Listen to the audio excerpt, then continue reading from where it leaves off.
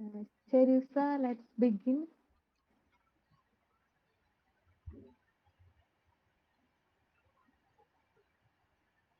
Hello, am I audible? Yes, yes, yes. Yes, you are audible, Sharada. Is it Sharada speaking? No, it's me, Sayuj. Sayujya എനിക്ക് സായുജ്യനെ കേൾക്കാം. Ma'am, can we begin? Yeah, we can. Sharif, Ma'am, hello. Sharif, I hello, can't ma'am. hear you, Obed. Yeah, this is Obed. We പറയൂ. can start. Okay, okay, all right. So, good afternoon, everyone, and welcome, Sharada. It's a great privilege for us that you are here today. Uh, Everybody is so eager to know more about you and about the presentation you're going to make. We have heard so much about your thoughts on the subject. And the subject, particularly because it is the hypocrisies of mainstream feminism, it's all the more intriguing. And I think it's going to raise a lot of discussion. Without any further delay, I would like to extend a very hearty welcome to you on behalf of the entire English department, and we consider ourselves fortunate to be able to listen to you. Thank Okay, you, ma'am. so Thank you so much. yeah, I should be thanking you. So over to you, Sharada. Please go ahead with your presentation. I hope my screen is visible. Yes, your screen is visible. Your Okay. screen is visible. Yeah. I'm audible, ma'am. Yes, you are. You are audible also. Yeah. Good afternoon, one and all. First, I would like to extend my sincere thanks to the Research Forum Department of English, University of Calicut, especially Dr. Janaki Sridharan ma'am, HOD, the Chedis, student coordinators, Sayujya CS, Shalini, staff coordinator, Dr. Uma Tasneem ma'am, etc. And all other people who are associated with the research forum of the English department at the University of Calicut for giving me this opportunity. Thank you. Special thanks to my Facebook friend Sayudhya because it was she who asked me if I can deliver a talk for a lecture for the research forum. So thank you, Sayudhya, for inviting me. This is not a fully academic kind of lecture because I'm trying to combine both the theoretical framework related to feminism and the uh, lived experiences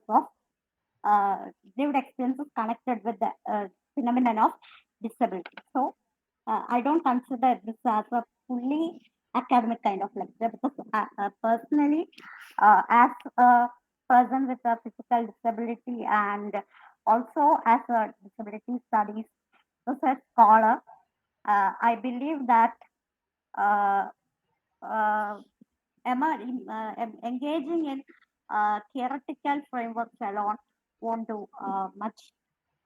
bring much change. So we have to consider many things beyond the theoretical frameworks, like the lived experiences of the marginalized community.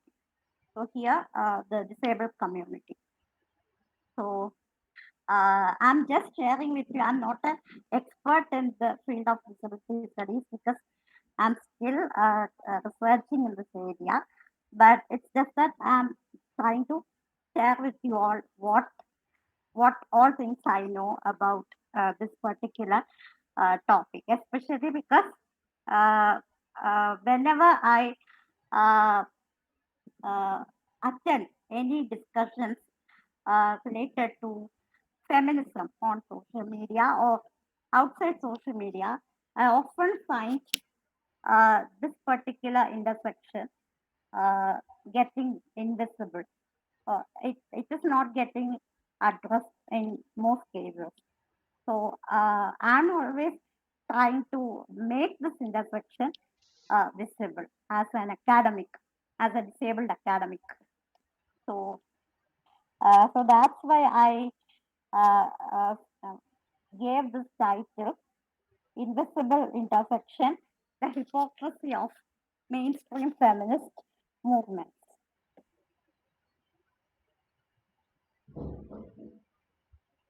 I know all of you have many ideas about feminism, but just for the sake of a formal introduction, I'm going to look brief into the beginning of feminist movement and the etymology of the term feminism.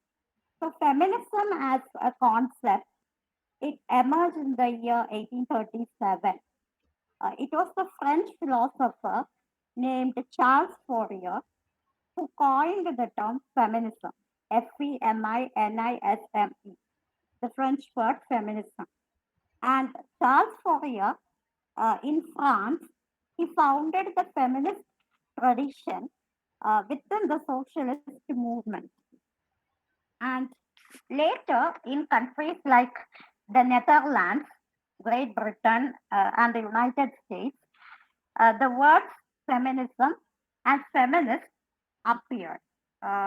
To say exactly, these words appeared first in France and the Netherlands in 1872. Then they entered Great Britain in the 1890s, and finally in the United States in 1910. We all know what is feminism. It advocates gender equality, right? All genders should be allowed to enjoy equal rights and opportunities in society, and they should be treated in the same way without any kind of discrimination. So that's all feminism is all about. Now, when we look into the history of feminism, we know that it has been divided into different waves, like the first wave, a second wave, third wave, and so on. So the period from at least the mid or late 19th century to about the 1920s, that is from about 1850s to the 1920s, can be considered as the first wave feminism. And during this period, the first wave feminists in countries like the USA and the UK, they fought for equality and property rights for women. And they also fought against chattel marriages and for getting political and economic equality. We are all familiar with Virginia Woolf's work, well-known work, A Room of One's Own, published in 1929. So it is considered as an important text of the first wave.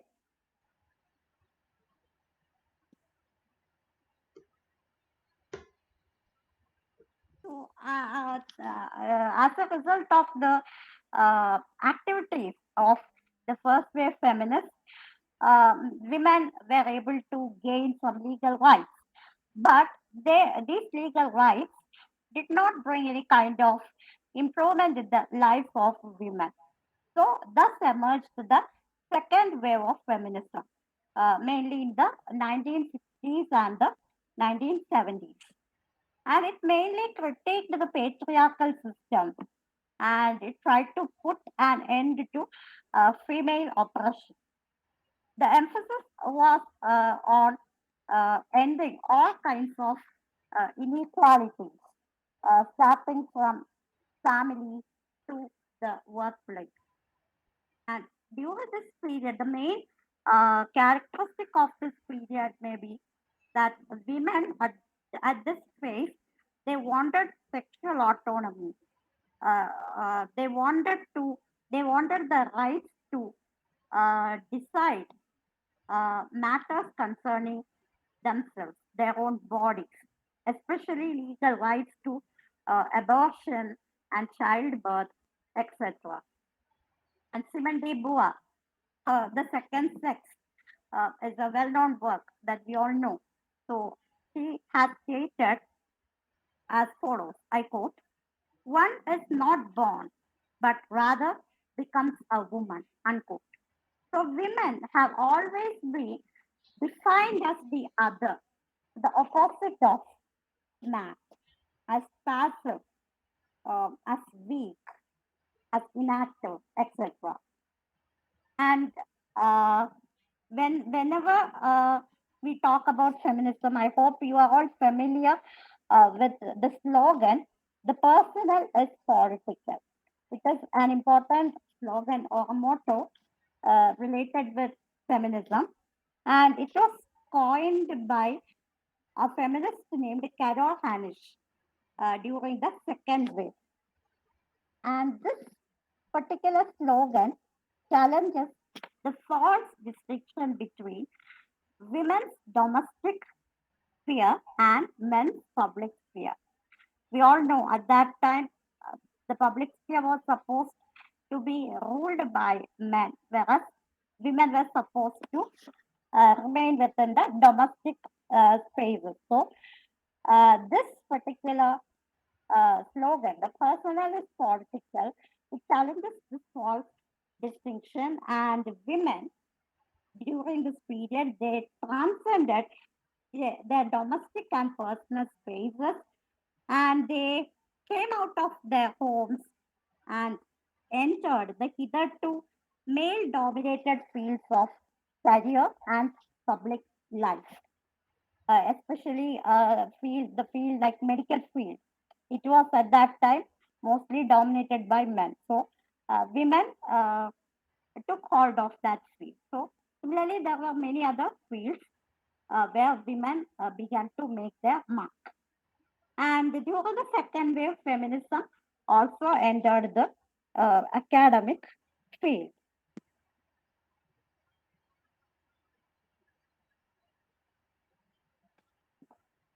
And in the early 1990s, an American feminist named Rebecca Walker, while responding to the acquittal of an alleged rapist, made an observation. We need a third wave feminism. So, why she made this particular kind of observation? Because at that time, there was a kind of feminism, or a group of feminists called post feminists. So, the idea of post feminism was that feminism had already achieved its goals. So, uh, its importance has been lost. So, there is no need for feminism now. That was the idea of post feminism. But Rebecca Walker challenged this particular idea of post feminism. So she said that the third wave is necessary. A third wave in feminism is necessary. So thus emerged the third wave in the post 1980 period. And it has been actively involved in academics, like as in the second wave, feminism became more and more engaged in the academic field, and it had interdisciplinary associations with Marxism, psychoanalysis, post-structuralism, and it dealt with many things like language, writing, sexuality, representation, and so on. And the third wave focused on sexual freedom, the inclusion of trans women in the feminist movement, and the debate over whether the feminist goals can be achieved in a capitalist society. So the third wave feminism was more wider in its perspective compared to the second wave of feminism. Uh, if we look at the first two waves, we can find that the feminist circles were mostly dominated by white middle class women.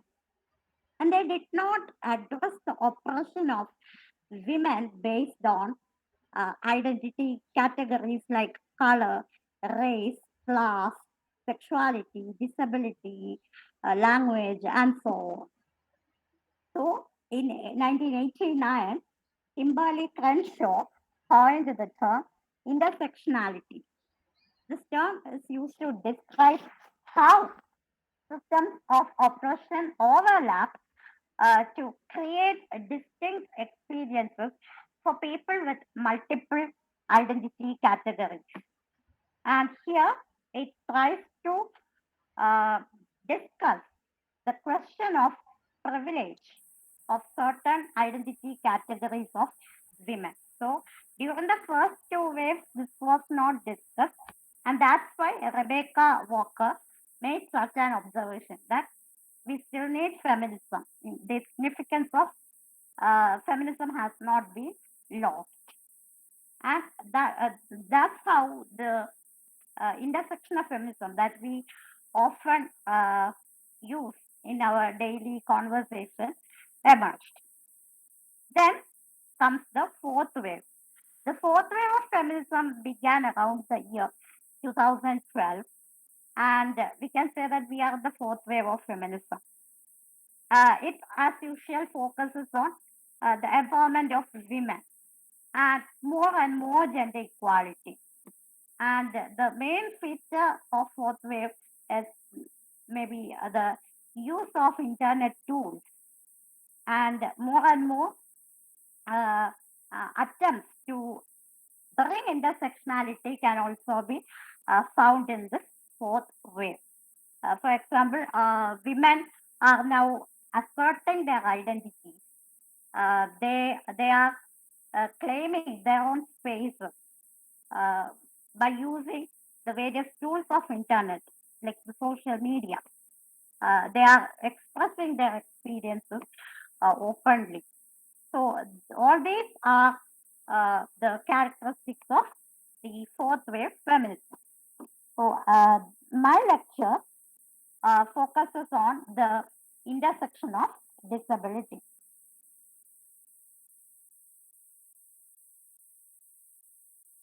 So the disability studies scholar named Mike Oliver, he had distinguished impairment from disability. Now, this is one thing that I have often observed. Uh, I have often observed that there is a misconception in the minds of many people regarding impairment and disability. In Malayalam, we have the word Vaigalyam. Now, Vaigalyam, the English word for Vaigalyam is impairment. But as far as I know, there is no equivalent in Malayalam word for disability today. Impairment is what we call in Malayalam Vaigalyam. Impairment and disability are not the same. They are different. In simple words, impairment can be defined as a medical concept. That is, it refers to the limitations of the body or mind. So when I have to describe my impairment, it is a physical one. I have a physical impairment that is related to mobility problem. So that is impairment. It is a purely medical or biological concept. But disability is much more than that. There, we have to take into consideration the role of society. So, disability, in simple words, it refers to social oppression faced by people with impairment. So, in the beginning, I addressed myself as a person with a physical disability, not as physical impairment, because I'm made disabled by society. I'm oppressed by society. So that's why I use the word person with physical disability.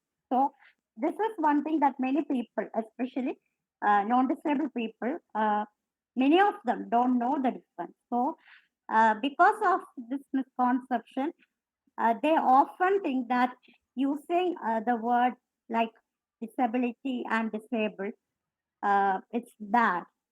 But actually, disability or disabled, they are not bad words. It only they only show the role of society in disabling people with impairment. So a person with impairment need not be disabled. That person will become disabled only if the society is not willing to adapt itself to the diverse needs of that person. So that's how disability emerges. So using words like disability or calling a person a disabled person, it's not at all a bad thing. In fact, I'm a person who is strongly against using euphemistic terms and phrases like differently abled, specially abled, divyang, and so on. So this is the politically correct term, person with a disability or disabled person. Now, we all know that disabled people, whether they be disabled men, disabled women, or disabled people who belong to the LGBTQ communities, all of us in the disability community face oppression and discrimination. But in a heterosexual, patriarchal, and ableist society, disabled women and disabled persons with non binary sexual and gender orientations have to suffer more than disabled men. I mean, heterosexual disabled men. Disability feminism, talking about disability feminism, uh, it has been influenced by the slogan that I already mentioned. The personal is political, that emerged during the second wave. So, this particular slogan has influenced disability feminism or disabled feminism. And the origin of disability feminism can be traced back to the 1980s. Until then, the voices of women with disabilities were not heard in women's movements or disability rights movements. So, women's movements were mostly focused on the voices of non-disabled women or women without disabilities, whereas the disability rights movements were basically patriarchal in nature. So, according to the disabled feminists, like gender, we know gender is a social construct. So, similarly, like I said earlier, disability is created by society. The removal of disabling barriers like inaccessible environments and the removal of discrimination will help disabled people to achieve equality in society. A small example for inaccessible environments in the case of wheelchair users like me, the main problem is this inaccessible environments, inaccessible physical infrastructure, like in buildings and other public spaces, where there are no facilities like ramps, lifts, handrails, then wheelchair friendly toilets, etc. So, similarly, for a deaf person, uh, they need sign language, mainly sign language, to make the environment accessible. But unfortunately, sign language is not so much uh, known, it is not available to all deaf people. And many of us also don't know sign language, the techniques of sign language. So that creates a disabling barrier for the deaf people. So according to the type of disability, the disabling barriers will also differ. So the disability rights activists all over the world say that by removing all these inaccessible uh, barriers, disabling barriers, and the social discrimination, disabled people like including me can achieve equality in society.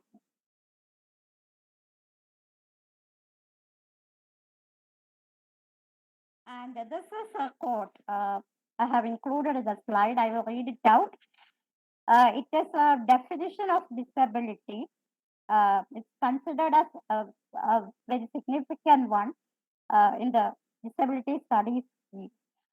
UPIAS, Union of Physically Impaired Against Segregation, was an important organization in the history of the disability rights movement. So it played an important role in the disability rights movement all over the world. And it eventually led to the formation of UNCRPD by the United Nations. So the UPIAS has defined disability as follows. I quote, disability is something imposed on top of our impairments by the way we are unnecessarily isolated and excluded from full participation in society. Unquote. So this is what I have already explained. That is, disability doesn't. Yes, disability has some connection with our bodies or minds, but our impairment does not fully define disability, but it is actually constructed or created by society, and that prevents us from having a full participation in society. So this is a very important definition of disability for scholars like me.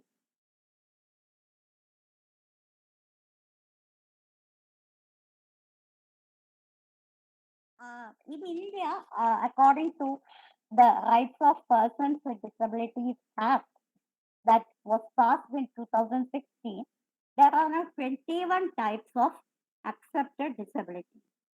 So the experience of disability will vary from one person to another person depending on many factors. Mainly, the type of disability is an important factor. So, my experience of disability will be different from the experience of disability faced by, say, for example, Sayuja. Our experiences will be totally different. And another factor that determines this experience is gender. There are many factors like gender, sexuality, economic condition, race, caste, etc. All these intersecting factors uh, also intersect with the intersection of disability. So it's very important to discuss disability as an intersection within feminism, because even within the disabled community, we can find several other sub intersections, including that of gender. So Michelle Sain and Adrian Ash, they are two important names for disability studies scholars. So they observed that women with disabilities have to encounter, I quote, sexism without the pedestal, unquote. So women have to go through uh, disability-based discrimination and also sexism. So thus they are doubly marginalized. This is in the case of heterosexual women, disabled women.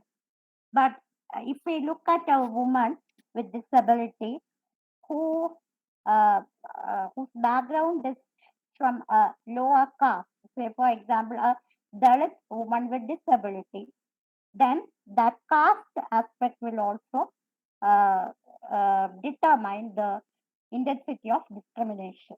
Then it will be threefold. Then suppose if that disabled woman is also clear uh, has sexual orientation, then that discrimination will again increase. So, depending on the factors, the identity factors, the kind of discrimination that disabled people will have to face will increase. So, it can be double discrimination, triple discrimination, or fourfold discrimination. When we look at disability and feminism, uh, we can find that disability is sometimes considered as a feminist issue. Why? I already said at the beginning that woman is considered as the other, to the opposite of man, who is very supposed to be very strong, active, independent, and so on. But woman is associated with weakness, she's supposed to be inactive, dependent, and so on.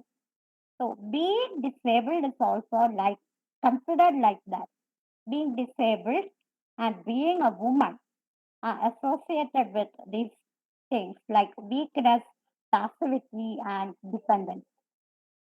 And disability and femaleness are often intertwined. Aristotle, he has defined women as, I quote, mutilated males, unquote. So, in other words, for Aristotle, women are disabled men, and women and persons with disabilities are regarded as either superfluous or inadequate. We are placed at extremes. Either we are superfluous or we are inadequate. And the normative ideology considers both disabled people and women as expendable. We can be removed if needed. For example, female infanticide. We are always hearing news of female infanticide happening in our country. The eugenics movement, then selective abortion of fetus with impairments. So these are examples of how the normative ideology considers both disabled people as well as women as expendable. And we can also find that women and persons with disabilities are getting objectified. And here we can find the twin ideologies of beauty and normalcy at play. And during the 1990s, exactly in 1999, People's Magazine's 50 Most Beautiful People of 1999. That was a uh, uh, there was an issue of People's Magazine where it featured 50 most beautiful people of 1999. So in it, one of the selected people was a fashion model, champion runner, and celebrity double amputee. Her name was Amy Mullen.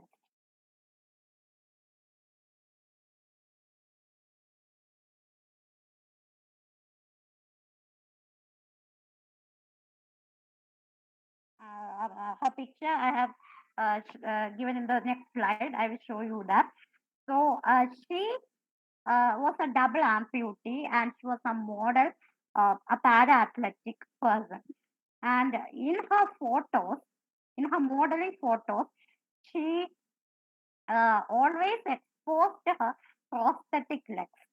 She never tried to hide her impairment by covering her prosthetic legs.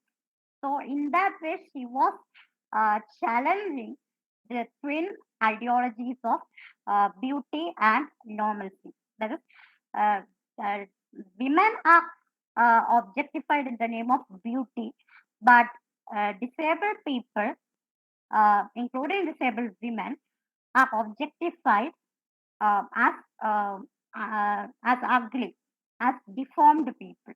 So that's the only difference in this. Otherwise, both the categories are getting objectified. So Amy Mullen has been one of the disabled models who tried to challenge uh, these twin ideologies by this revolutionary act.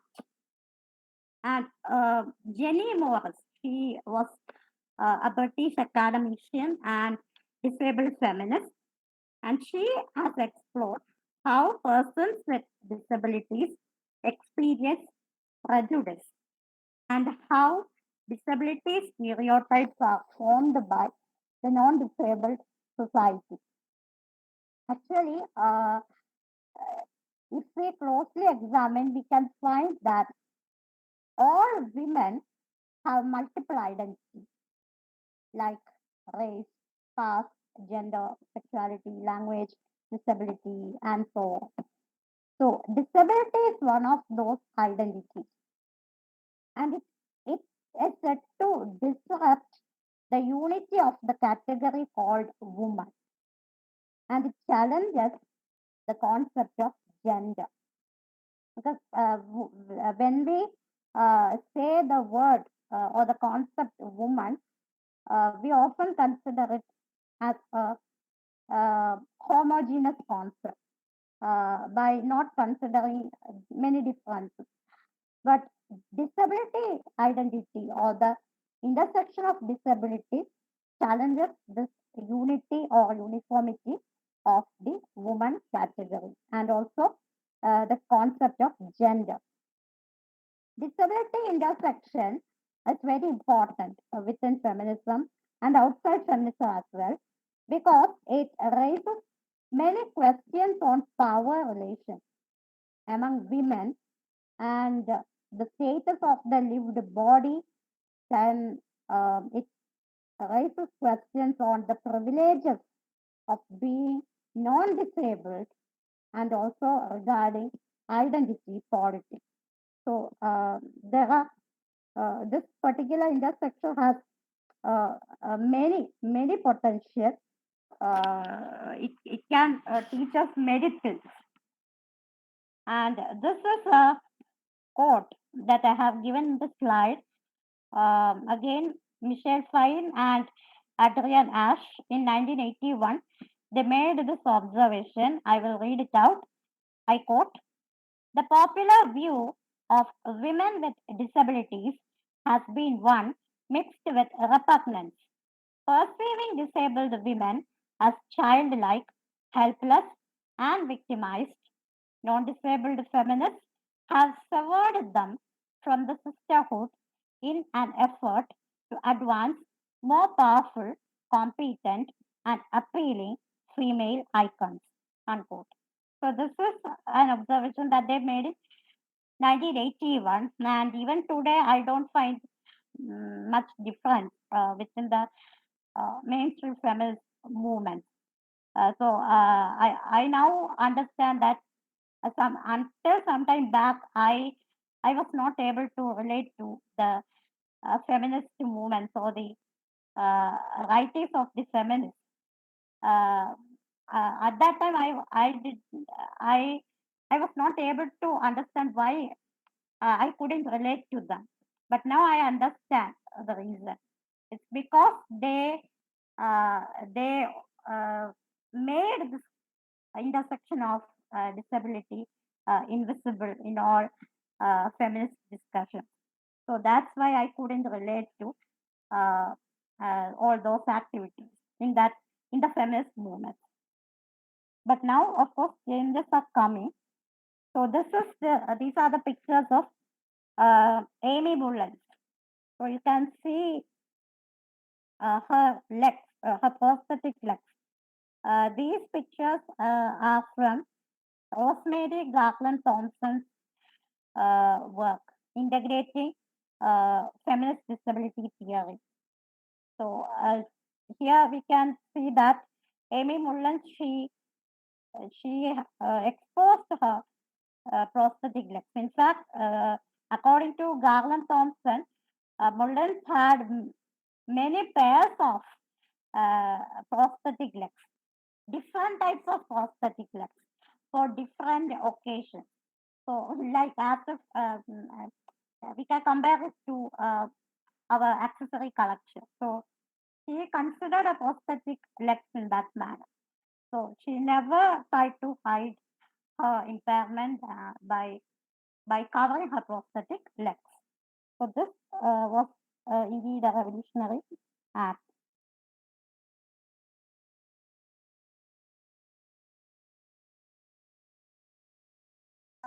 Like I said, if we look at mainstream feminism, uh, we can find that it is concentrating mostly on the issues of women without disability.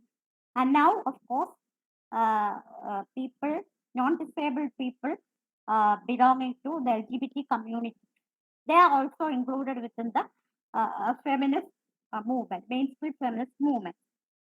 All over the world, women's studies have often tended to take the perspective of non-disabled women.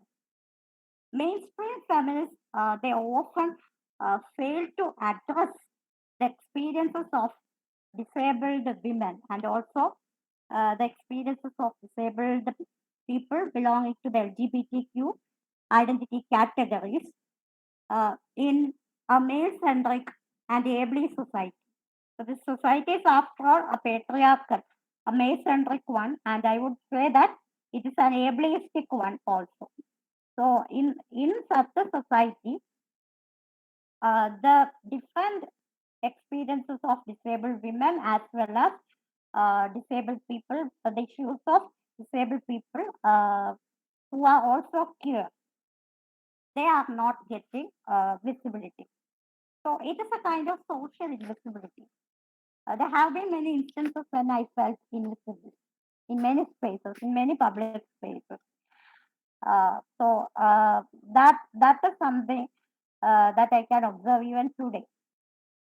Feminists with disabilities like Jenny Morris pointed out that disabled people were rarely considered physically attractive. Like I said, that ideology of beauty can be found here. So we are mostly considered as physically unattractive.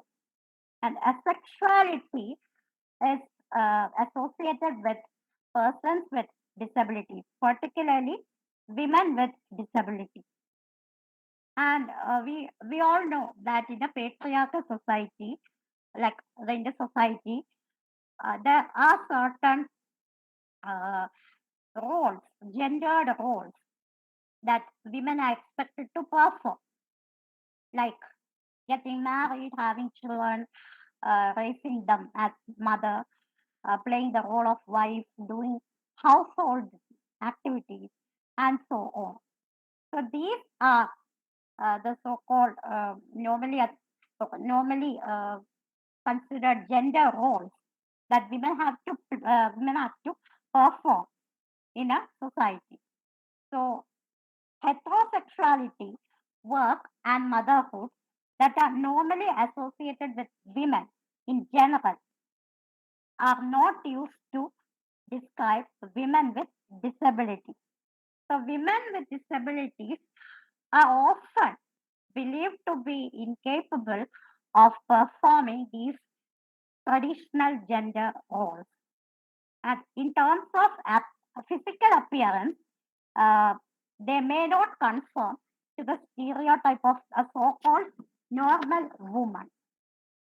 This applies particularly to women with physical disabilities like me, because if I take my own example, uh, I have a different physical appearance. I have a short stature and I'm a wheelchair user. So I'm not conforming to the so-called norms related to a normal, perfect woman. So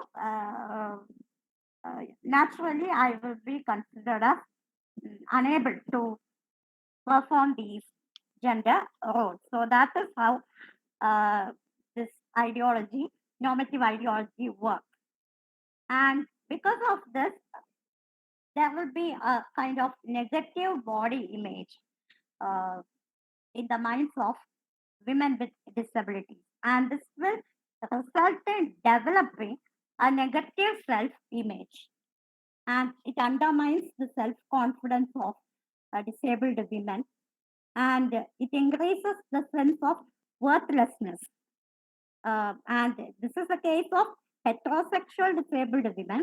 So, no need to explain the condition of disabled people who are also here. So, their condition will be beyond imagination.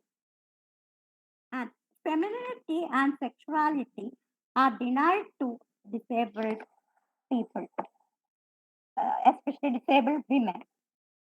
And but I would say that it is a misconception that disabled women, I mean heterosexual disabled women, cannot perform household activities, and that they cannot maintain meaningful sexual relationships.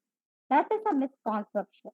There are several disabled women I know personally who are leading uh, who are performing all these activities in their own unique ways, who are having family life in their own unique ways.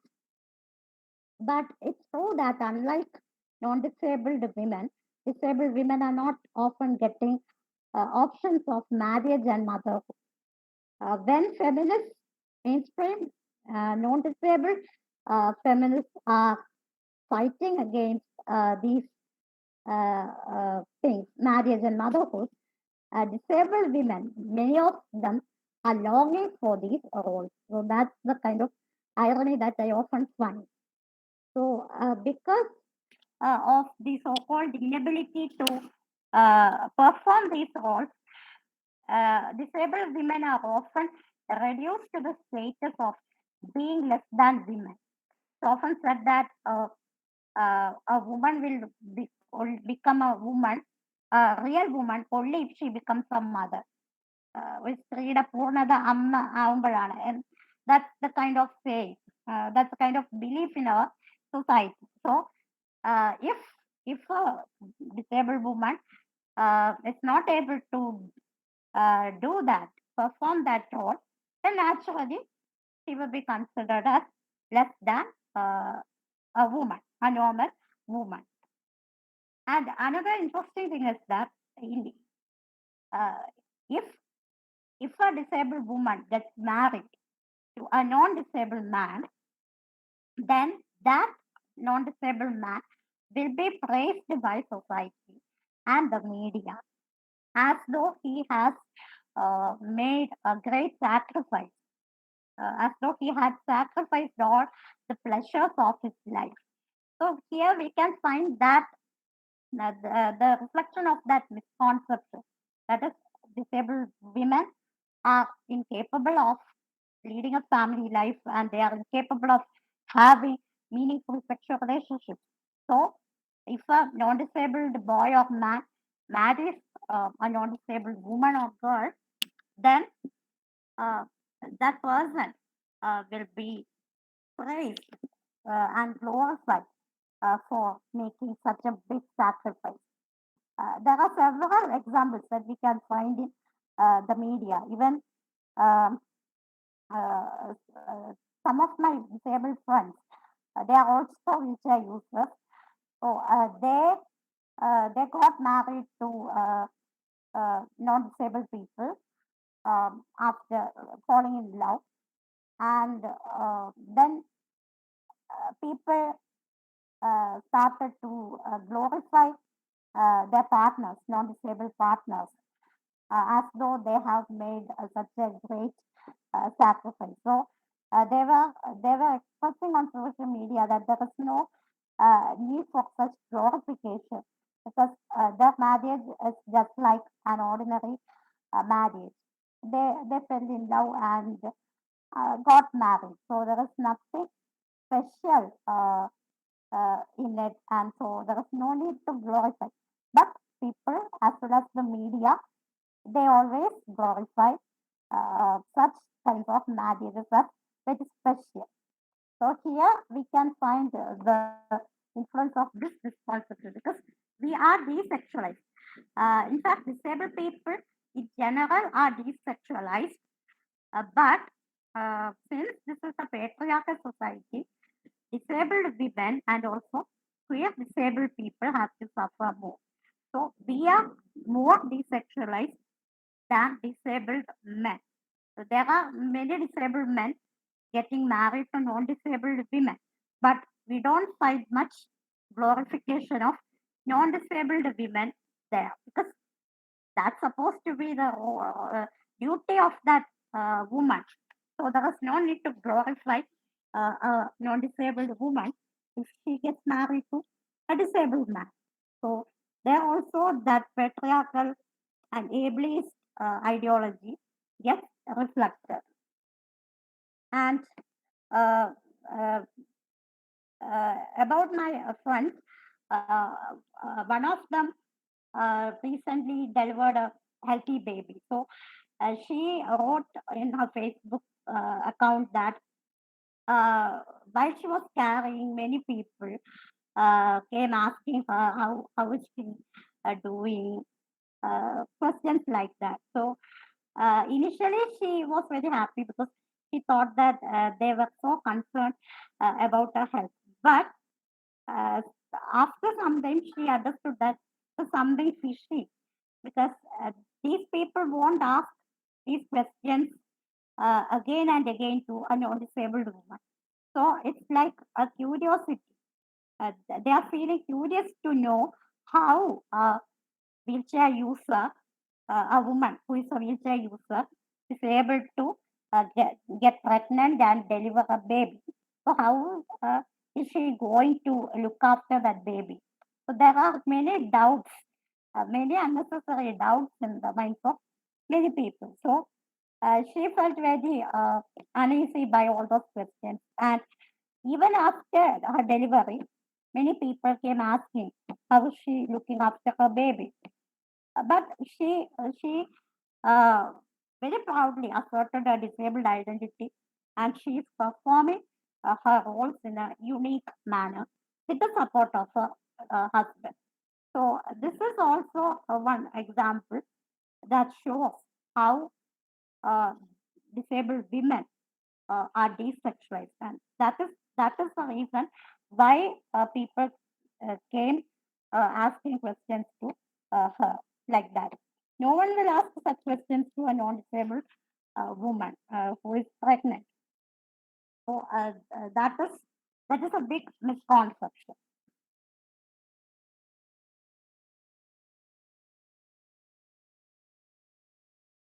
And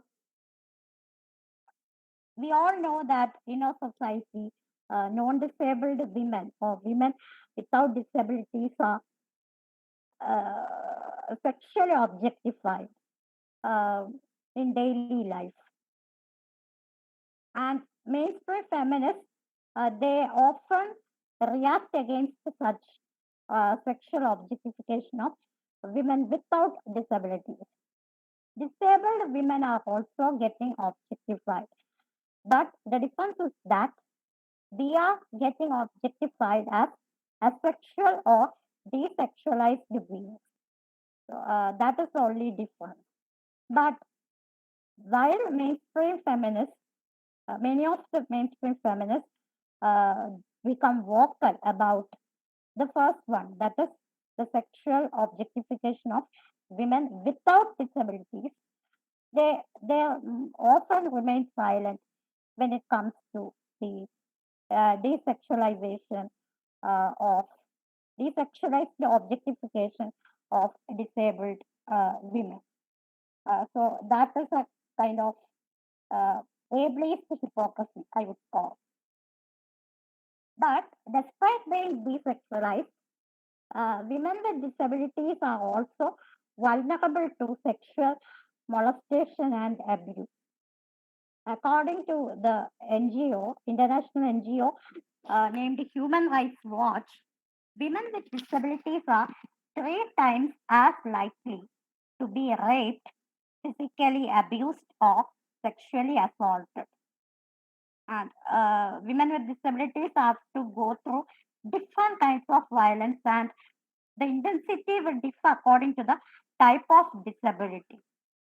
For example, uh, for a physically disabled woman, the kind of violence will be mostly physical.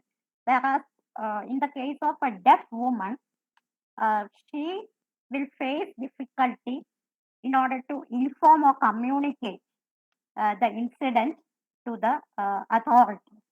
So the experience will differ depending on the type of disability. And mainstream feminists mostly talk about women empowerment, women's education and employment, their full participation in society. But the uh, educational, nutritional, sexual, financial, recreational, and employment needs of women with disabilities are often ignored. And most of the women with disabilities, especially from a poor financial or social background, they are emotionally and psychologically manipulated and exploited because they are more vulnerable than non-disabled women. So, like I said in the beginning, women with disabilities can face double or triple or quadruple disadvantage when factors like economic condition, race, caste, sexuality, etc. are considered. And there are different laws and policies in our country for the prevention of violence and abuse against women in general. But all these provisions fail to address the specific cases of women with disabilities and also disabled people who are also queer. So, disabled women in India uh, are often denied their sexual and reproductive rights. That is also connected with the ideology that I already mentioned. That is the ideology that desexualizes women with disabilities. So, because of this, many disabled women, especially women with intellectual disabilities, are denied their sexual and reproductive rights. There are many reasons for it. One thing is they are considered desexualized. So, if they give birth to children, society fears that the children will also be disabled or the children will also have impairment. Then another thing is disabled women, especially those with intellectual disabilities, are often subjected to sterilization procedures so that they can be made safe from any kinds of abuse and unwanted pregnancies. So that is also another reason for such practices. And another unfortunate thing is that most often these women will get abused by the close ones, including the caretakers. So just imagine the intensity of vulnerability of those women, especially intellectually disabled women. They can be easily manipulated. They can be easily coaxed by the perpetrators. For example, the recent incident of that POXO case where an intellectually disabled girl got pregnant and she named a boy as one of the abusers. So that can be interpreted as an example because she knows those persons who abused her. So she felt bit more vulnerable, and she the abusers were able to manipulate her very easily. So that's how that incident happened. So there are several such incidents happening in our country, but unfortunately, most of them remain unnoticed. And another important thing is that there is an association with lack of accessibility and molestation faced by disabled women. So, in the slide, I have given a picture of Vidali Modi. She's one of the important disability rights activists in India. So, she uh, had a bad experience during a train journey. Uh, I will read out her quote from the picture. I have been groped and manhandled 3 separate times by porters, says Viral. So she was groped and manhandled because the trains are not mostly, the trains are basically inaccessible. They are not wheelchair friendly. So she is in a wheelchair. So she has that she had to be lifted along with her wheelchair, and she had to be taken into the train. So then some porters they tried to molest her by touching different parts of her body. So she was very shocked. So this shows how lack of accessibility can uh, um, lead to such incidents of molestation and abuse for disabled women, because we are made very vulnerable at such instances. If if the trains or if the public spaces are accessible and disabled friendly, then these incidents will not happen at all.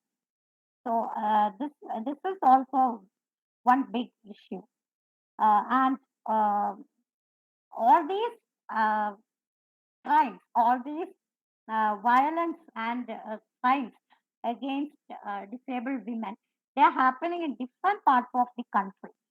And according to the well-known disability rights advocate and activist Shamta Sengupta, the NCRB, the National Crime Records Bureau, has no data on the crimes against women with disabilities. There are different reasons. Mainly, we know the stigma attached to the survivor of abuse and also the stigma related with disability. So these two types of stigma often prevent many families of disabled women, disabled survivors to report the incident. So that is one of the many reasons why we have no adequate data on the crimes against women with disabilities. And like I said earlier, the vulnerability varies according to the type of disability. Like the deaf women will find it difficult because our lawmakers are they do not know the sign language, so the deaf women will find it very difficult to report any such instances of abuse to the lawmaker. So this is just one example. But all these incidents, all these issues related with disabled women and disabled queer people, they are not getting much visibility within the mainstream feminist discussion. Even recently, I got to know about it from a Facebook post of one of my friends in Malappuram. I forgot the name of the place. Uh, an intellectually disabled woman was sexually assaulted in front of her mother, who is bedridden. I didn't find any post expressing shock or protest from any so-called feminist activist, or any person who considers uh, himself or herself to be a feminist. I didn't find any post except that post by that friend. So, but I was not surprised because I already know the kind of hypocrisy of the feminists in general. So I was not surprised at all. But this is the reality. When we talk about women's education and employment, uh, mainstream feminists are not much bothered about the education and employment of disabled women, including me. So if people like me have to pursue education, we have to go through several challenges in society, not because of our impairments, but because the society is not equipped to uh, accommodate our diverse needs. So, but all these issues are not, at least, they are not getting addressed at all. I don't expect much things to be done by feminists, but at least just mention the kind of issues faced by women with disabilities. But that too doesn't happen in most cases. So that is the uh, reality that I often find.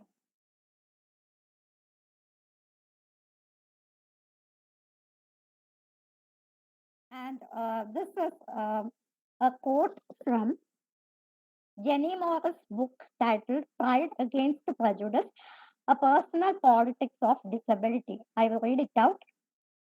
Disabled people and women have little opportunity to portray our own experiences within the general culture or within radical political movements. Our experience is isolated, individualized. The definitions which society places on us center on judgments of individual capacities and personalities. This lack of a voice, of the representation of a subjective reality, means that it is difficult for non disabled feminists to incorporate our reality into their research and their theories unless it is in terms of the way the non disabled world sees us. So, this is very true even today because basically non disabled people have certain kinds of imagination.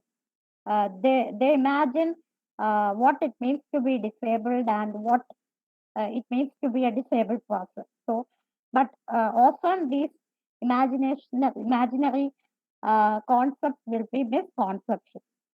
So, even today, this particular quote remains significant. This particular observation made by Jenny Morris remains significant, especially within the Indian scenario.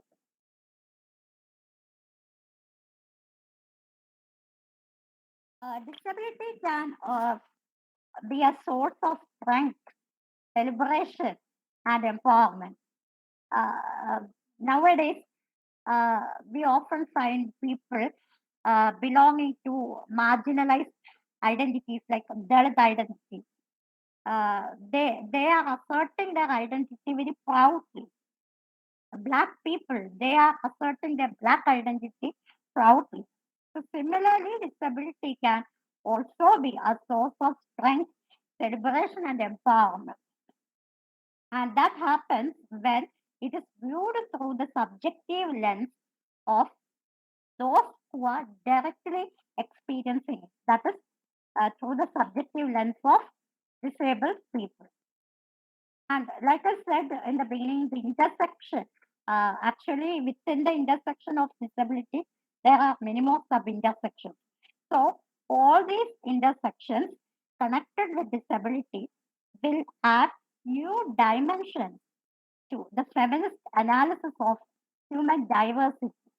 And according to Jenny Morris, she observed that integrating the disability intersection into the feminist activism and research will be as revolutionary as the feminist political and theoretical challenge to the way that the experience of the white male was taken as a representative of general human experience. So we all know the traditional feminist were against the white male supremacy. So it was a kind of political and theoretical challenge and a kind of revolutionary activism.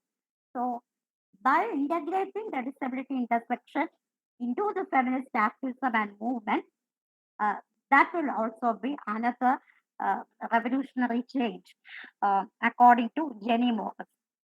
And in India, when we come to India, I often find that the general approach towards disability is still based on charity, despite the presence of the RPWD Act, Rights of Persons with Disabilities Act is there, but still the general approach is based on charity and welfare.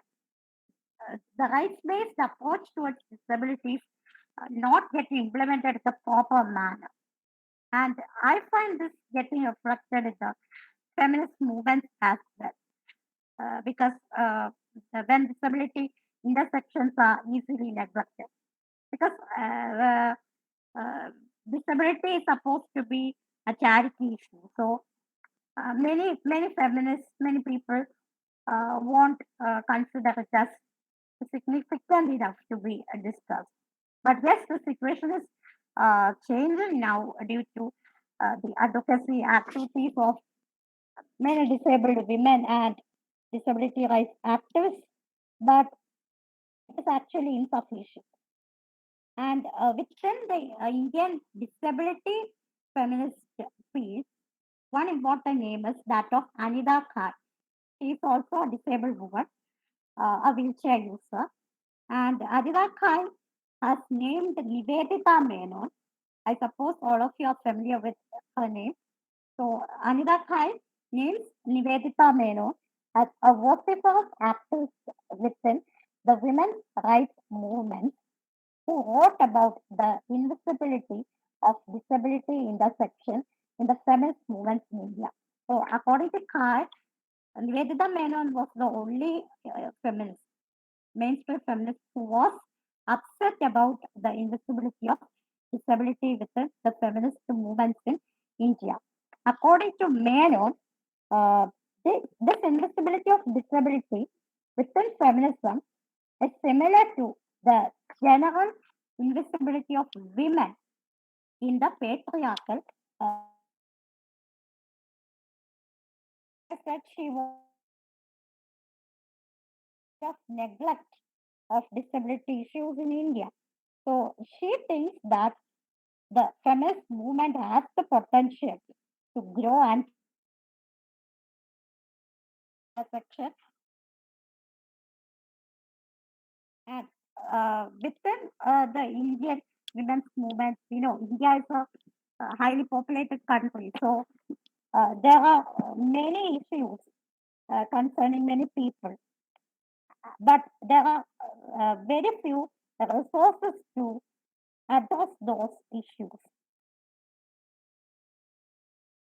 So, according to Nivedita Meno, another reason for this invisibility of disability intersection, our women's movement has many issues, but we have only a few resources to deal with those issues. So, and also, since disability is considered as a charity or welfare issue, many people, many feminists will consider them as insignificant to be given priority. So they will be sidelined in most cases. And consequently, action has been oriented to the dramatic patterns that resonate in the lives of the majority of women who are able and normal. So the priority is often given to the issues of the majority of women. Majority of women are, of course, without disabilities.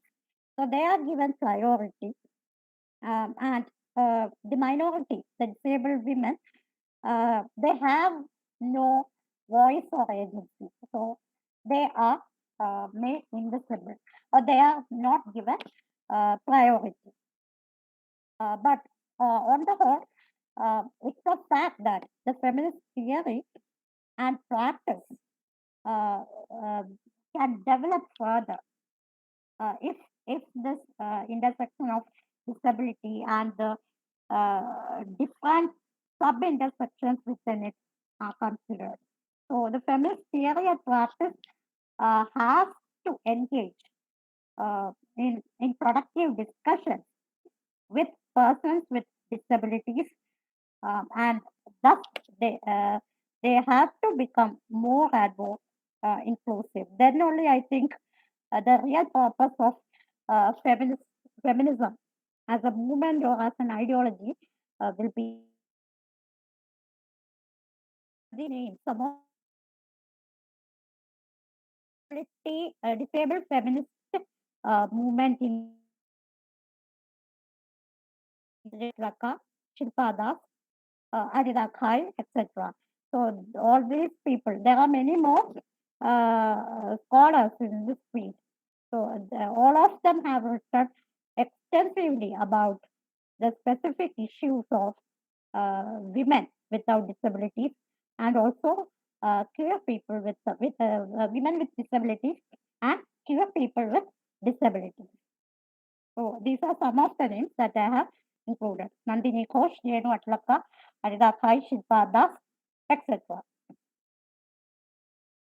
So I would like to, before concluding my lecture, I would like to share with you a quote that I found on Google. It's by Victoria N. McGovern.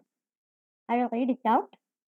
If we believe ourselves to be feminists or advocates, and neurodiversity and disabilities are being left out of our conversations because they make us feel uncomfortable, we are no feminists or advocates.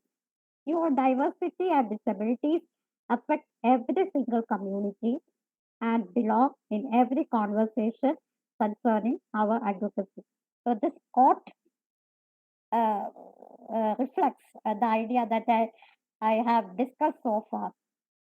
If the disability intersection is made invisible, then it's a big loss for the feminist movement on the whole. So I have uh, added a picture to the slide. It's taken from Feminism India, Feminism in India website. It shows the real uh, idea of intersectionality, what it means to be intersectional feminism. So there are different women, black women, women in wheelchair, women with crutches, uh, women with different physical shapes and sizes, and so on. So that is how intersectional feminism should be. So feminism is for everyone. So thank you. Thank you, ma'am, for that invigorating and elaborate session. Session is open for discussion. I think this session has provided us with new insights, and it is first official engagement of our department with disability studies. So uh, now the session is open for discussion. Sharda, am I audible? Am I audible? Yes, sir. Sir. Yes, sir. You are Yes, audible. ma'am. Yes, ma'am. Hi, Sharda, Samir here. Hi. I don't see who is speaking. It's Samir here. Samir. Samir, Samir Samir speaking. here. Oh, Samir. Samir. Hi, Samir. Hi, hi, hi. Brilliant paper, brilliant paper. Thank you, I just, Samir. I just want to know two things from you. As in, uh, what is feminism for you? And and how would you evaluate our parents' role in this framing of feminism? Okay. What is Okay, first feminism for question. me? Ah, Huh. And this is the first question. Second question: how do you evaluate this the I won't say domination, but yes, this assertion of my choice. Don't you feel disabled like are left out in general when people articulate these things? Like, what is your opinion? Hmm.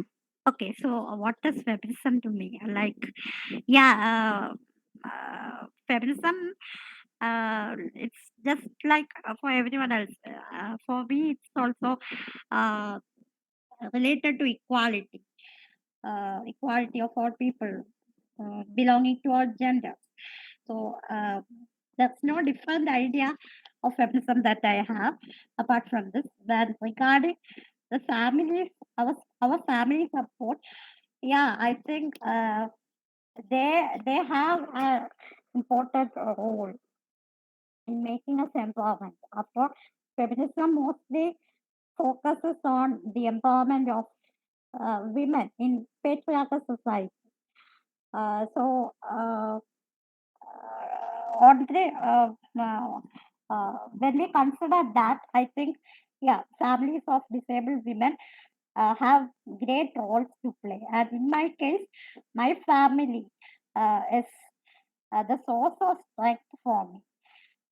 It's only because my family never considered me as uh, one with limitations. It's only because of that that I'm here today speaking to you all. So they never uh, uh, thought to make me stay within home.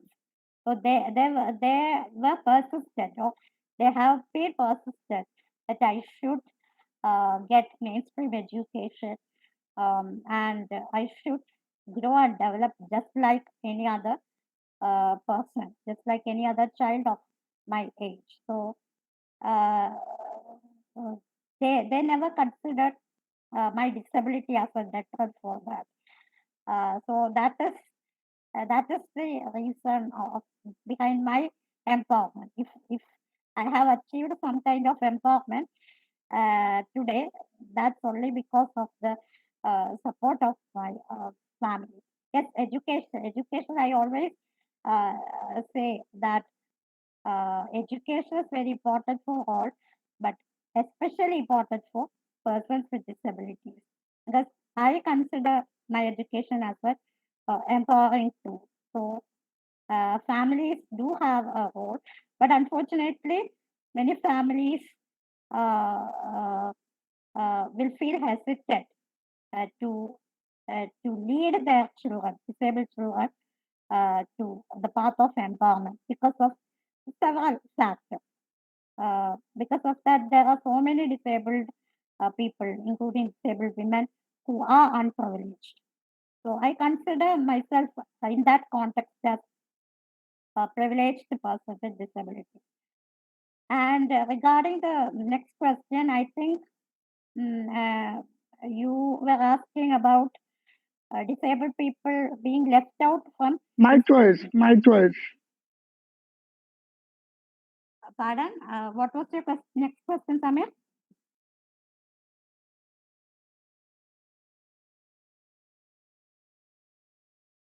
Hello, Samir. Can you Okay. just can you Repeat just that question. can you just ask the second question once again? It was not clear, I think. Oh, Sharada looks like he has some network issues. Yes, left. No, he has come back.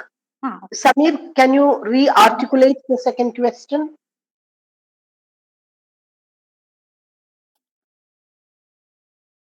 Hello, Samir. Can you ask the second question again?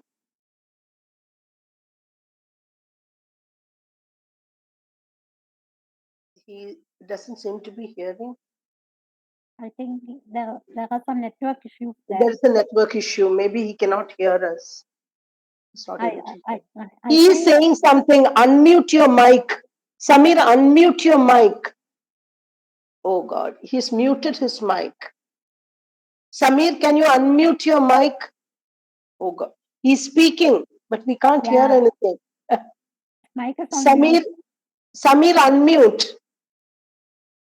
Unmute your mic, Samir.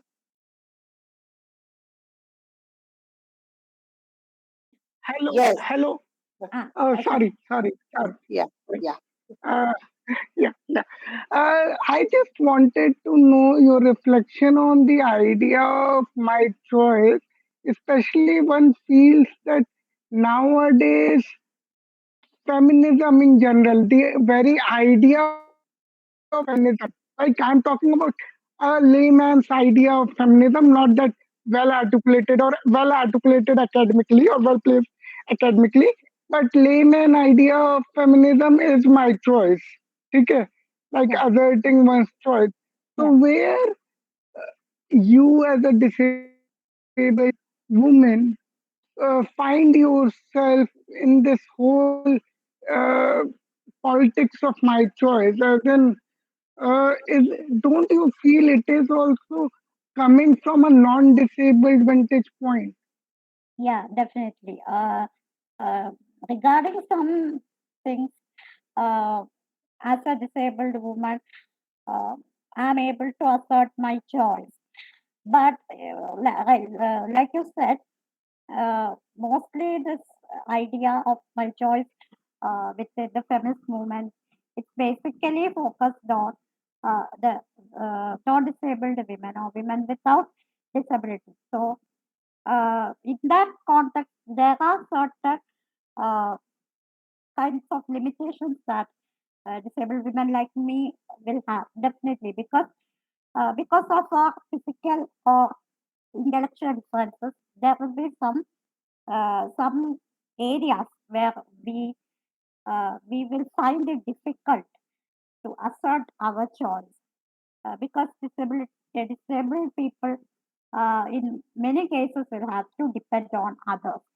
So sometimes our decisions will have to be made by taking into consideration those who care for us. So yes, feminist movement has to engage in such aspects more by considering this uh, intersection of disability so that we can address more such issues in future, especially related to sexual autonomy and autonomy over matters like abortion, sexuality, etc. Many disabled women are not getting the freedom, at least to decide. So, in short, feminism in that aspect is sometimes abling because it takes into consideration only the uh, uh, side of non-disabled women. Okay, okay. Thank you, Samir. Sharada, thank you for that very engaging and very illuminating session. You have actually exposed us to many dimensions which we were totally unaware of. And I can't thank you enough for that. I just have a small question to ask, and I have a lot more things to ask you, which I will do later, okay, on one on one. But today, for the in this meeting, I would like to ask you a small change in terminology that we have, in the recent years introduced. Like, for instance, instead of disabled, it is considered to be more politically correct to use the term differently able. But at the same time, in the academic parlance, it is still disability studies. We still use that term. So, what do you think about this? I mean, do you think this introduction of the new terminology, differently abled, has it really resulted in any kind of a tangible result? Like for a change in the mindset of people towards the way in the way they view the previously called disabilities as a different set of abilities. Has that resulted in that? Why do we still continue to use the word disability if differently abled is a more positive word? I am just asking out of pure ignorance. You can say that. Okay, well, it's a wonderful question, and actually, from the day when I started using the word disabled or person with disability, I have been receiving similar questions. Why are you not using the term differently able? I'm getting many pieces of advice telling me to use differently able. Uh, the interesting thing is that my MPhil research was also in the area of disability studies, but it was a different topic. In my thesis, MPhil thesis, I constantly used the term differently able, and during Viva also, I was arguing for the term. But after some years, when I was uh, reading many materials as part of my preparation for PhD research, I understood many things. Basically, people uh, have this misconception that disability is what we call in Malayalam Vaikarya. So that is the main reason why many people consider disabled as a bad word. Vikalanga is the word that we use, was the word that we used earlier. Even nowadays, I find some people using that word in Malayalam. So that is why people will feel bad about disability or disabled. Even within the disabled community, I know many people, persons with disabilities who like to identify themselves as differently abled. But that's because they are not getting the opportunities to uh, to gain insights regarding this, just like I could. So basically, I find all these terms like uh, differently abled, specially abled, Divyang, etc. I consider all these terms as euphemistic usages. One thing is, take the case of differently abled. All of us are differently abled. We have our own unique different abilities. So it's not possible to compare my abilities with that of, for example, Sayudhya. So our abilities are unique and different. So there is actually no need to uh, segregate a particular section of people, a particular section in society by using that term differently able, because we are all differently able, disabled as well as non-disabled people. So that is a kind of euphemism. And another thing is that, like I said, disability is a social construct.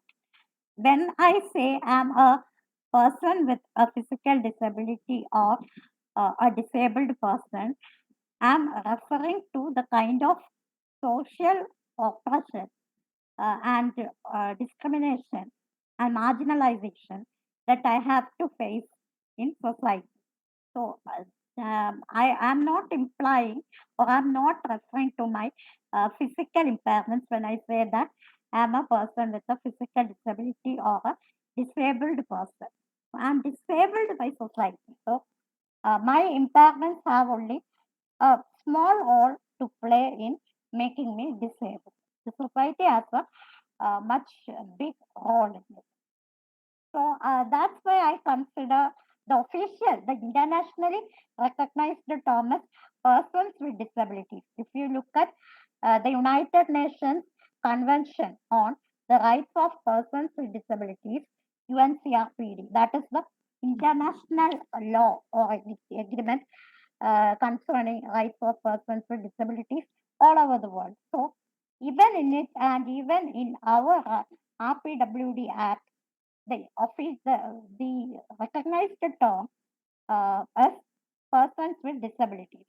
But some of the, uh, the persons with disabilities, including me, also sometimes use disabled persons or disabled people because in the sense that we are disabled by a society. So when we are using these words, we are asserting our identity as disabled by society, and thus we are trying to gain our rights as disabled people in this society. So when someone calls me differently abled or specially abled, or uh, according to the central government, we are Divyas, special divine incarnation. So when people like me are being called like that, it's like undermining the social oppression.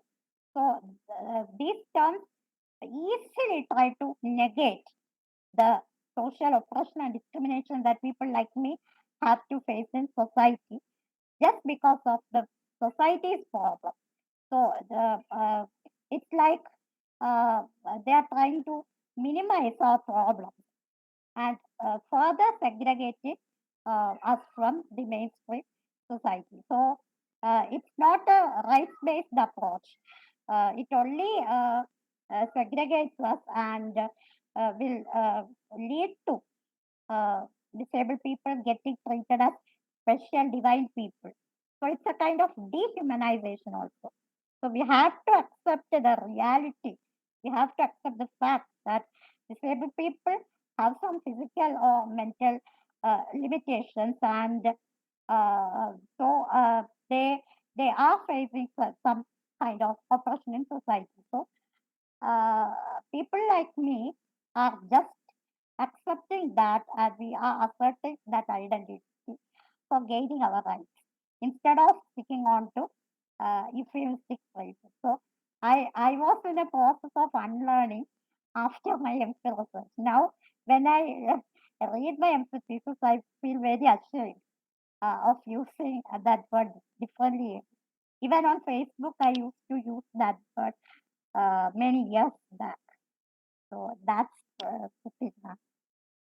Thank you for that very elaborate explanation, I Sharada. hope. Thank you, Uh, ma'am. Yeah, yes, yes, every yes. time I have to explain this thing. So No, it's that a is the habit now. extent of our own ignorance, about how these terms are being, unpacked and repacked, dismantled again and again, because we are at a certain level of understanding, which may be very superficial. So that is why you have to. I think you will have to explain this for some years before it percolates into the common understanding. After a little while, maybe. But I was just thinking, മലയാളത്തിൽ ഇപ്പൊ വികലാംഗൻ എന്നുള്ള വാക്ക് അങ്ങനെ പ്രയോഗിക്കുന്നില്ല എന്ന് തോന്നുന്നു. കൂടുതലും ഭിന്നശേഷിക്കാർ എന്നാണ് പറയുന്നത്, അല്ലെ? അപ്പോഴും അതെ, പക്ഷേ ഭിന്നശേഷി എന്നുള്ളത് വളരെ സാമാന്യമായി അംഗീകരിക്കപ്പെട്ട ഒരു വാക്കായി മാറിയിട്ടുണ്ട്. വികലാംഗൻ എന്നുള്ള വാക്ക് ഞാൻ അങ്ങനെ കാണാറേ ഇല്ല ഇപ്പൊ. എന്നാണ് അത് എന്റെ കാഴ്ചയുടെ കുഴപ്പമാണോ എന്ന് എനിക്കറിയില്ല. ആ വാക്ക് ഒരു തരത്തിൽ അത് ഇല്ലാണ്ടായിക്കൊണ്ടിരിക്കുകയാണ്. പക്ഷേ എന്നാലും ഡിഫറെന്റ്ലി ഏബിൾഡ്, ഡിസബിലിറ്റീനെ റീപ്ലേസ് ചെയ്യുന്ന രീതിയിൽ ഡിഫറെന്റ്ലി ഏബിൾഡ് ആയിട്ടുമില്ല. അതാണ്, that's what I noticed. And but you have a very political and a very theoretical grounding for why you are continuing to use disability, because you want to underline the marginalization that is implied in that term, I think. Is that so? Yes? Yeah, yes, ma'am. Yes, ma'am. Yeah, yeah. And Okay. also, so far, disability equivalent, there has not been any Yeah. word in Malayalam also. നിങ്ങൾക്ക് ഡിസബിലിറ്റിക്ക് equivalent ആയിട്ട് Yeah. മനസ്സിലായി. അതെ, അതെ. So I keep on using, even when I write in Malayalam, I use the word disabled in Malayalam. Like we use transgender. Earlier in Malayalam, Pinnalingaka, that was അതെ, അതെ, അതെ, അതെ, അതെ, അതെ. You are right, you are right. അല്ല, language has to shape up, അല്ലേ? അതാണ്, that's the thing. disability Yeah. and disabled in Malayalam. Very interesting. I mean, interesting in the sense like how language has to shape according to the new understandings and new interventions. It also leads us to very interesting very complex relationship between language and the actual articulations of different experiences. So thank you, Sharada. I will get in touch with you later, okay? Because I need more help from you, actually. Thank you, ma'am. Yeah, yeah. Okay. I just want to share an observation. In the usage of Divyang, I used to feel that it can be associated with feminism. And in earlier times, women were seen as either Devi or demon. Uh, as ma'am said earlier, Sharda ma'am said earlier, a kind of dehumanization. In using euphemistic terms, the same is happening with disability also, I think. Yes, that's a good observation, Sayuja. I didn't think about that connection, like uh, considering women as Devi and connecting it with Divya. That's a new idea for me. Thank you for that. And Hello, hello, Sharda, Sharada ma'am. acha, Sharada ma'am, may I ask a question? Sure, ma'am. Sure, ma'am. Yeah, yeah. This is I have seen the many organizations for the differently abled, which actually empower the differently abled. I have taught many students, female students, who are differently abled. So, is there any specific organization for differently abled women which will empower them?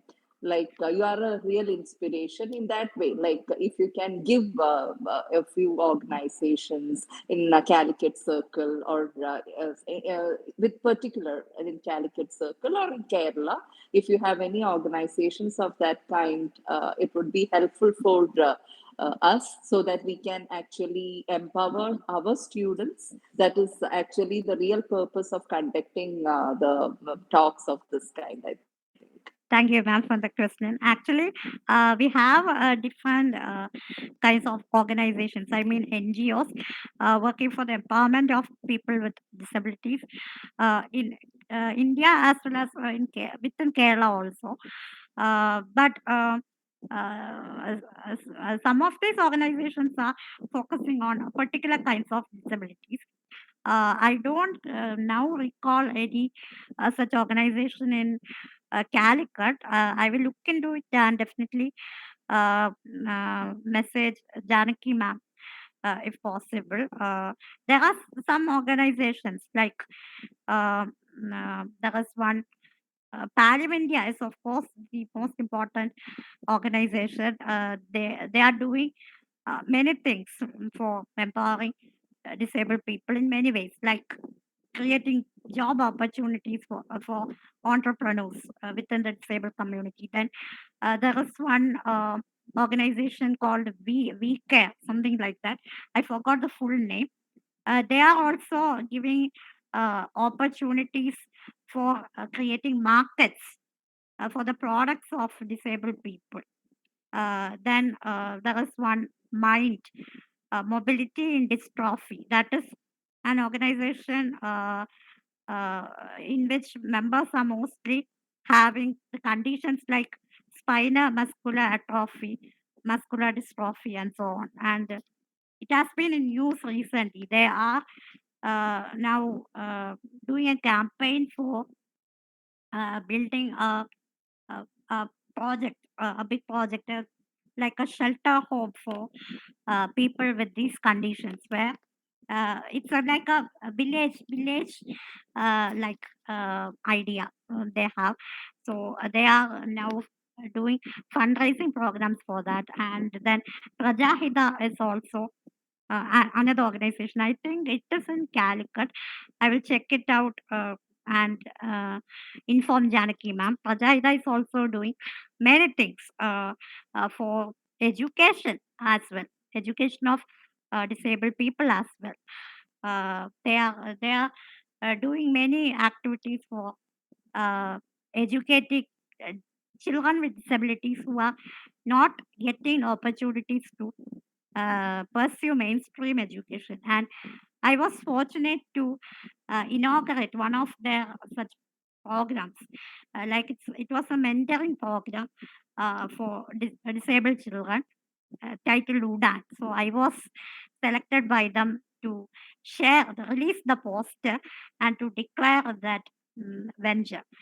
So there are several many other organizations that are doing many commendable activities. I will further look into the names and will message Janaki ma'am because now we are in touch on Facebook.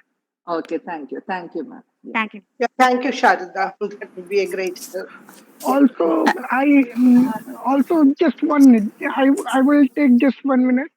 Sharda, like many of us students, scholars have disability studies reading groups among ourselves just to understand the literature, also to make larger population of academia understand what disability studies entails. So, like, are you also thinking of creating a reading group kind of thing within your university premise or something, because it would be great. And that is where, like, our politics should be academic in a sense that each department or each university, sorry, must have disability studies department. Yeah, yeah, you are definitely right, Samir. And Actually, also, one more thing, as one of the earlier speaker beautifully articulated her point regarding how Divyang could be could have some affinity to Devi or something. So that is how probably even different discipline has their politics. Like if you talk to any anthropologist, so they would rather than uh, understanding a phenomena through a politics, they would privilege the ground realities. So it is also very interesting how politics of particular disciplines are shaped, which which often marginalize disability studies or cause of disability studies or disability rights movement as such. Thank you. yes, Samir, that's an important point. And actually, regard my university, University of Kerala, uh, uh, before I had started my research, there was a scholar, a sir, who did his research in disability studies, and now one of my fellow scholars is also doing research in this area. And now I recently I heard that there are some thoughts regarding bringing disability studies related works into the syllabus of MA students at the university department, and also some news regarding setting up of department for disability studies, but I haven't heard any news regarding the development of it. But yes, through my interactions, I'm trying to do my own part to make this field of disability studies visible within my university through my whatever interactions or presentations, all activities. I'm trying to bring that, and also with at my university, I think I'm the first disabled research scholar who is doing research or who has done research in disability studies. So my supervisor had said something like that. So she said that after my open defense, we have to do something about it, because the two other scholars who have done research, they are not disabled. So the doctor committee at my university members, they were saying that my research would stand out in that aspect. So they were very hopeful regarding that. They had many expectations, and I don't know whether I was successful in that. I have to wait until the open defense to know the result. But yes, I'm trying to do my own part, my own small attempts to make this field of disability studies visible to the public as well as within the academic field. Thank you. Ma'am, let me ask you one question. I was just curious to know that have you explored into the areas of care and feminism in relation with disability studies? I have read about it and also during one of the webinars or certificate courses, I think I have attended a number of webinars and certificate courses related to disability studies during the pandemic period. So I don't remember which one, but one of the lectures was on caregiving and the aspect related to women with disabilities. So I have read something about that, like women are basically supposed to nurture and care for others, raise children and all. But when it comes to women with disabilities, then we are uh, the recipients of care uh, from others. So often this becomes problematic because we have to receive caregiving from others, but as women we have that expectations of doing this gendered role of doing caregiving. So I have read about it, but I haven't looked much deeper into it during my research. But yes, there's a lot more to be explored in that area. Okay, thank you.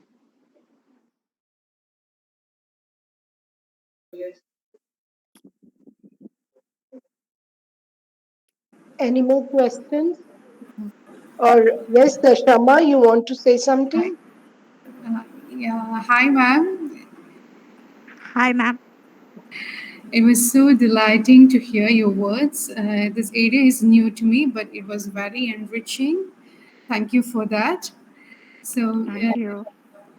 just like not a question, even just an observation. Since pandemic, everything has gone online, and the social media platform is boomed now. So we get to know about more heroes and sheroes nowadays in social platforms. So how have it has it contributed in any way to the awareness or to the enrichment of what we call the discourse of differently able people? So Yeah, definitely. The social media or the on. Am I audible? You are, So Sharda. yes, yes.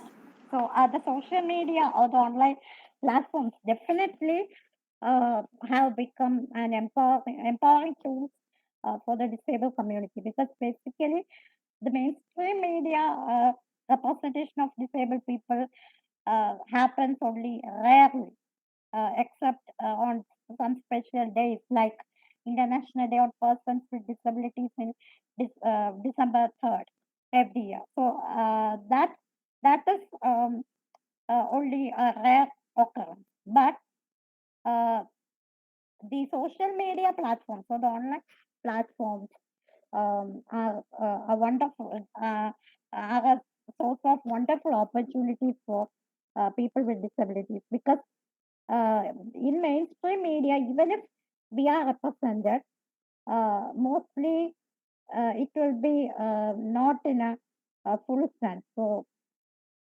media definitely has certain imaginary assumptions about disability. So they will try to perpetuate them through the representation. But in social media, in online platforms, we are able to assert our identities, and we are able to express what all we have to convey to others. We are able to articulate our experiences and problems, and it's a kind of uh, taking agency. So we usually we are denied agency to express. we are denied the power and voice to express. But here we are asserting our agency to express and articulate our emotions, experiences, issues, and so on. So it's not. I think it's not after the pandemic. Yeah, during the pandemic it taking place, but ever since the introduction of the online platforms, this has been there. Uh, the disabled people have found the platforms very useful in many ways, whether that be in the field of education, for instance. Personally, I found this online platform as a kind of boon because I have been able to interact with many people, many disability studies academicians and scholars, like Samir, for instance. I met him during some of the webinars on disability studies. I was able to meet many such people to build collectives on disability studies, to interact and share knowledge with each other. So it's a kind of building community. And it's also a way of knowing and exploring more about my own identity. So the online platforms have been very useful to me, uh, both academically as well as personally. So there are many disabled people who have found the online platforms in a similar manner. But yes, there are several issues related to accessibility when it comes to some kinds of disabilities. That is a reality, but uh, even though that's a problem, still there is a section that still finds the online platform very useful, especially students with disabilities who are not in a position to go to schools or colleges and attend classes. They find the online platforms very useful. So yeah. Thank you, ma'am. Thank you for your elaborated answer.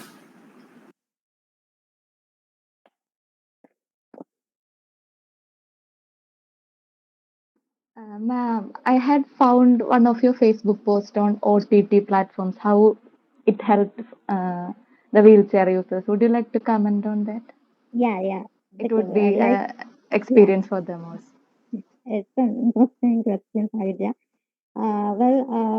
Like any other people, I also love watching films, and I used to go to theaters until a few years back. And I think the last film that I watched in theater was in 2011. It was Malayalam film Manikikal. That was the last film that I saw in theater. Uh, it was very difficult not to go anymore because the theaters are not wheelchair friendly. Even at that time also, my family had to face many difficulties while lifting me along with my wheelchair into the theater. It was very difficult, and it was very difficult for me also, physically as well as mentally, because it's to depend on others just because there are no facilities of accessibility. That is something very dehumanizing. So I decided myself that I won't go to watch films in theater. So I used to watch films later, yeah, either by getting CDs, but I had to wait for getting CDs for some time, but that was not a problem for me because I valued my dignity more than that. So I watched the films through CDs or later downloaded movies and then watched them like that. And then the OTT platforms came, and now I'm able to watch new films whenever I like at my convenience time. So it's really useful. OTT platforms are really useful for wheelchair users because for film lovers, especially wheelchair users. And I have always been vocal about that on many social media platforms in film discussions and regarding the lack of accessibility. I don't consider this as a replacement to go theater experience, but uh, since that is not happening, so we have to depend on the OTT platforms. But I like to watch films by going to theaters and in some Facebook groups related to movies. I think movie is great. I have written a post on that, and many people said that they got new insights from that. They had never thought about the issues of wheelchair users uh, who are also film lovers. So in that way also, I'm trying to